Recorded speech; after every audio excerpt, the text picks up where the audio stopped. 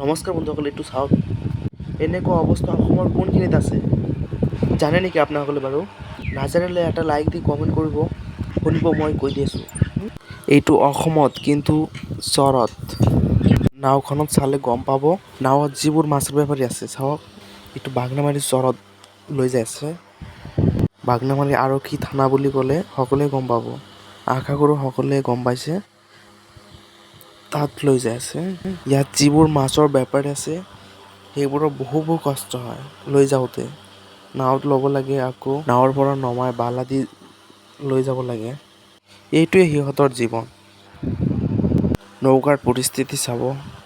কিছুমানে থিয় হৈ আছে, কিছুমানে আকৌ বহি আছে। নদীখনৰ পানীখিনি চাওক, নীলা নীলা আকাৰৰ। আপুনি বাৰু চাগে এনেকুৱা অৱস্থা দেখিছেনে? প্লিজ কমেণ্ট এটা কৰিব। আপোনালোকৰ চাই পেলাই নিশ্চয় বহু ভাল লাগিছে। তেন্তে লাইক এটা কৰি দিব।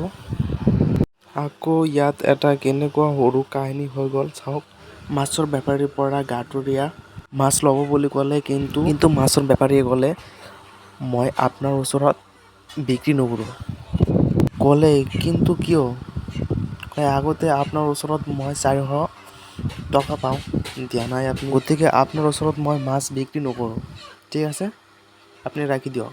কিন্তু গাঁতুৰীয়ে ক'লে যে তোমাৰ মাছটোৱে মৰা, কিয় ল'ম মই? নালাগে এনেকুৱা মাছ, তুমি বিক্ৰী কৰি থাকা।